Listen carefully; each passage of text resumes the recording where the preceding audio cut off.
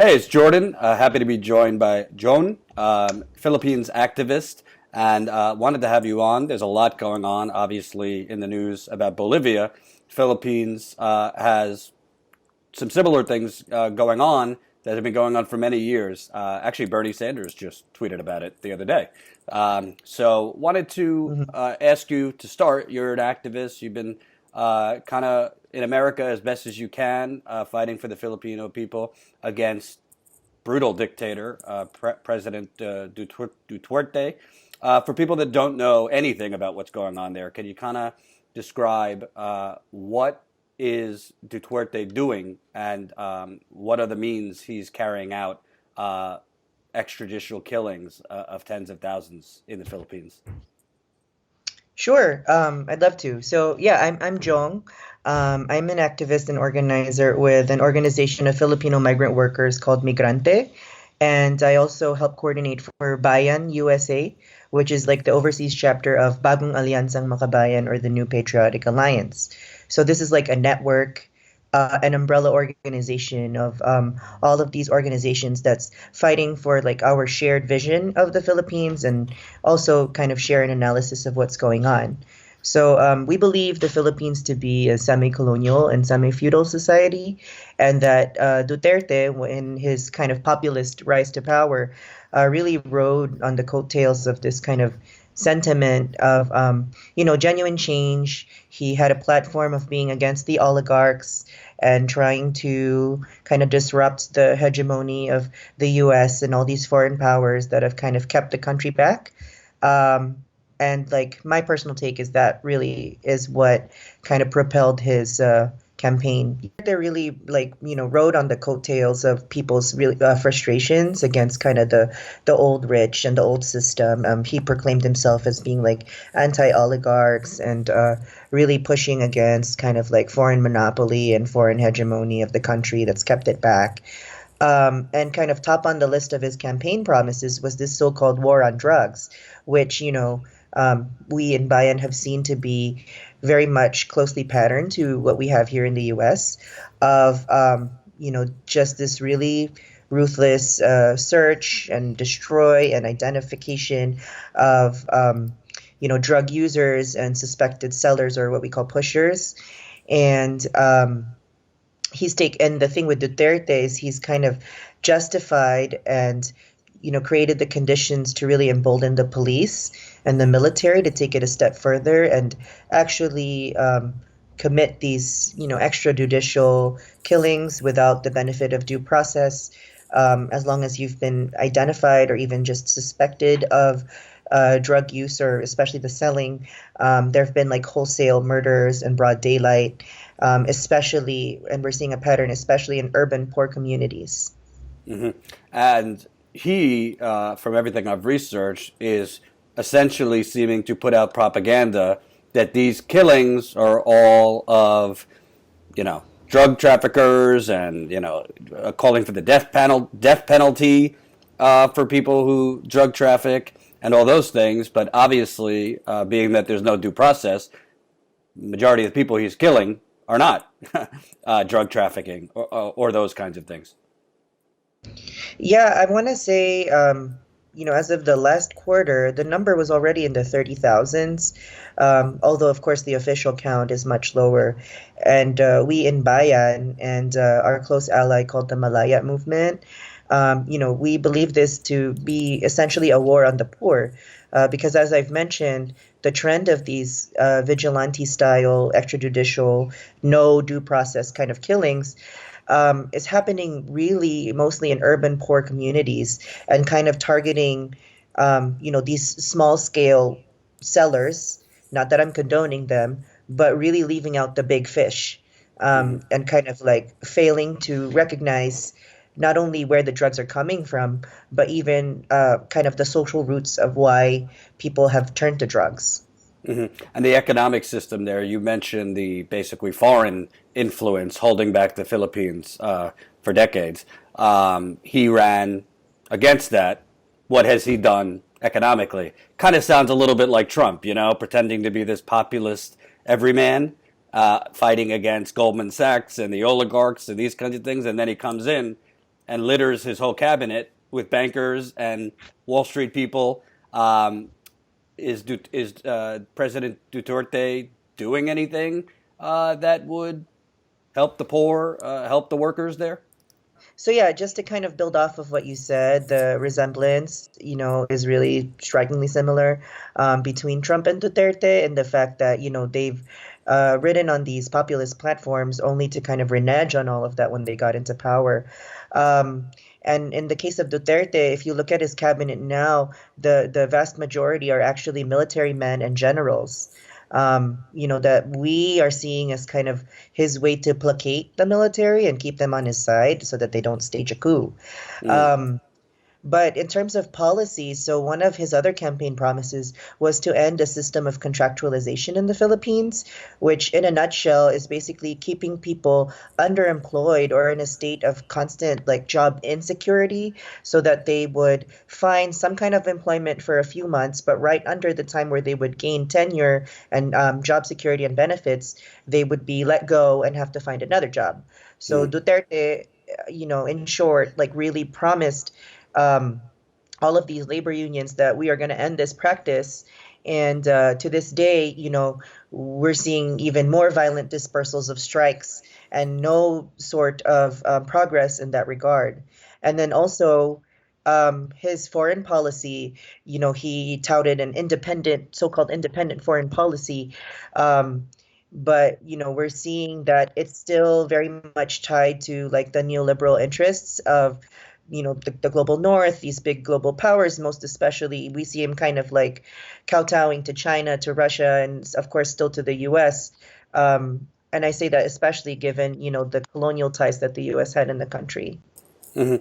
And with China, there's been a lot of contention. Seems like he has let Chinese ships into the South China Sea, which is obviously uh, a contested area. Can you kind of talk more about what he's been doing as far as it seems catering to China?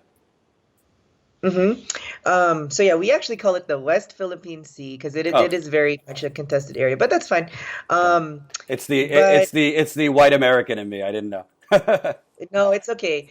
Um, but so like that area with the Scarborough Shore and the Spratly Islands is very rich in oil, and it's actually one of the richest like coral deposits also in the world. And it's if you look at the location, it's a very vital trade route, which is really understandable as to why China would really want that. Um, but there was a resolution from the United Nations Convention on the Law of the Sea in 2016 that actually declared it in favor of the Philippines and Vietnam and other neighboring countries that it's not China's territory. And that if it's under a nation's sovereign territory, they have exclusive rights to fishing and all that stuff. But what the trend has been happening recently is that Duterte has been kind of passively allowing these ships to conduct fishing operations. And there's even, I think, a man made island right now in the West Philippine Sea that is Chinese property. And there was a couple months ago, right around the time of a State of the Nation address, there was a fishing boat, a Filipino fishing boat, that was pretty much attacked by a Chinese the kind of naval warship, and Duterte pretty much was silent on the issue. And there's been issues with Duterte and women. I know that there's been criticisms of him for sexism and macho leadership. I don't know if I'm getting that right. Can you kind of talk about him and Filipino women? Yeah, he has consistently made, very sexist remarks in his speeches. Um, he's talked poorly of the Vice President, Lenny Robredo, because she was recently appointed as this drug czar that they're okay, the drug war isn't working out, so we're going to put you in charge, kind of like a catch-22. And then him and one of his handpicked senators who used to be police chief said, you can't cry and you can't sit pretty while you're in position. So kind of very, very, just sexist remarks. He's also said things such as for women activists, like in one of our member organizations called Gabriela, he's accused them of being members of the guerrilla group, the New People's Army, and said that, if captured, he will quote unquote like shoot them in the genitals, or he'll allow the armies to shoot them in the genitals. Jesus. So, of course, everything you've described about this man, the United States is funding him in the Philippines. I'm not against the U.S. giving money to the Philippines, but how can the United States, we scream about Russia's tyranny and, Vladimir Putin is a madman and a brutal dictator. We scream about Mohammed bin Salman butchering a journalist, but we're just dandy with this maniac. I'm calling him a maniac. In a murdering spree of tens of thousands of people. And I mean, obviously, it's President Trump, but I don't hear anything from the Democratic Party about this either. What is the United States' role here? Why are we basically funding Duterte's madness? And have you and your organization gotten any feedback from any politicians here about this? Sure. I think I can speak on that. So, just to give a little bit of context, to kind of show concretely what the U.S., our tax dollars are funding, there has been like recent promulgations like Memorandum Order 32, which basically places three large regions of the Philippines under a de facto martial law. It's called state of emergency, but we know what that means. And then there's what's called Executive Order 70, which is called Operational Plan Stability. So what this does is it kind of empowers all the local government units to conduct its own kind of McCarthyist witch hunt of anything remotely leftist and, tag them as communists, tag them as terrorists. And we're seeing a rise in the intensity of attacks on our organizations, Bayan and its member and ally organizations. In the past 15 days alone, there have been more than 100 arrests, missing activists or even killed activists, paralegals, lawyers, and unionists, and any shade of left that you're in, you're in danger. So we're really calling this an all-out war, an all-out crackdown on any progressive strand in the Philippines. And I think the U.S. role in this is that a lot of what these leftists and Bayan member orgs and our allies fight for are direct opposition to the interests of the U.S. in the region. And that's why we see that in the past year alone, and this is a figure, there have been 193.5 million US dollars, our tax money, funding counterinsurgency training and also so-called modernization of the Philippine Army and police. And we're seeing that it's being put to use in this violent suppression and repression of legal activists. And is the United States' interest simply the oil in the region, or are there other interests? Well, especially in terms of the indigenous people in the Philippines in different areas, a lot of them sit on very rich deposits of minerals, hydroelectric and geothermal energy, and just the position of the Philippines kind of geopolitically. It's a very strong foothold into the region. And I guess from the U.S. perspective, could be used as a foothold kind of to keep China in check, Mm-hmm. which is why, we see all this rhetoric against China, but then, we kind of see there might be some sort of vested interest in there and how the U.S. kinds of drums up that propaganda, but is silent on its crimes, on Philippine soil. We recently commemorated I believe it was the fifth anniversary of a rape murder case of a Filipina trans woman that was actually brutally murdered by a U.S. Marine while they were on liberty in the country. Her And name is Jennifer Laude. so, your Filipino activists, your organization, what are like the key demands? Also, I believe President Duterte was reelected within the last year or two. So, what are the key demands that immediately you want viewers watching, U.S. citizens and citizens around the world to be calling for in the Philippines? So yeah, we're calling to to stop these raids, stop these killings, these attacks against really legitimate grassroots, community-based and oriented organizations. And we're calling to defend all of these human rights defenders, whether it be in any kind of form you can. We're in touch with the House Subcommittee on the Asia Pacific, and we, a couple months ago, in July, around the State of the Nation address in the Philippines, we were able to have a special hearing on the region with the Philippines included. But I think more concretely is to really help us in our organizing and lobbying to stop the funding of the Philippine National Police and the armed forces of the Philippines that are committing these atrocities, both these attacks and raids of suppression, but even the above mentioned drug war that's really hurting and killing the poorest of the poor in the country. And like I said, that's 193.5 million of our U.S. tax dollars that could be used to fund stuff here, schools, healthcare, roads. And yet it's going to a foreign country and for those kinds of purposes at that.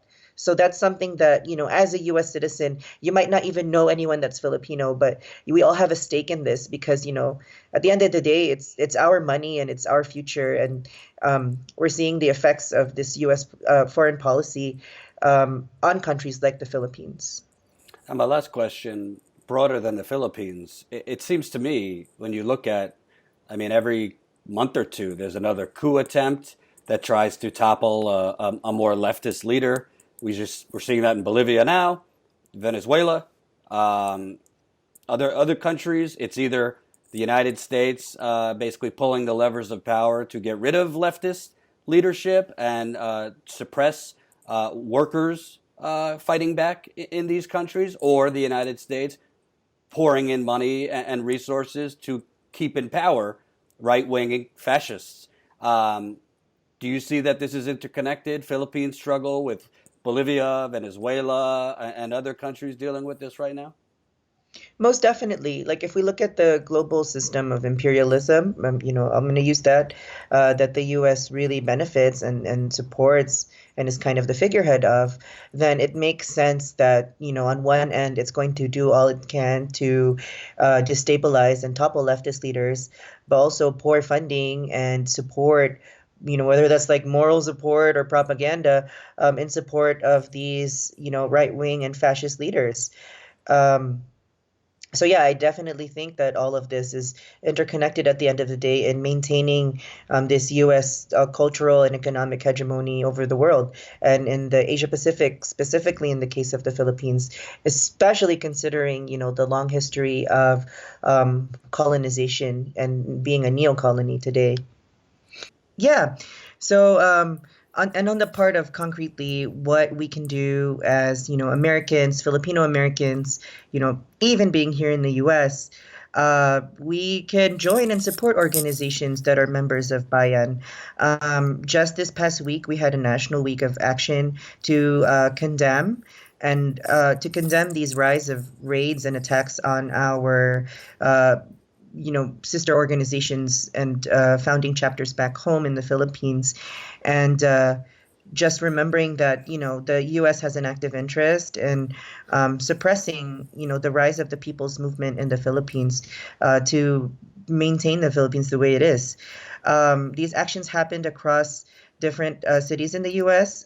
New York, L.A., San Francisco, Chicago, and lastly in D.C.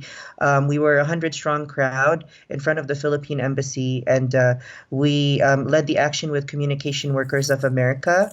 They had a speaker, speak about their experience in the Philippines with a call center agency union, and one of the organizers is actually one of those that was arrested in this earlier part of this month. So a big part of the rally was calling for the immediate release of her and all of these political prisoners. Because she's a mother of five, and their speaker, their treasurer, Stara Steffens, even said, I'm here with my daughters to fight for a mother that can't be with hers. She was gracious enough. She was a mother of five, and She was gracious and helpful and really showing us the conditions on the ground in the Philippines. Great.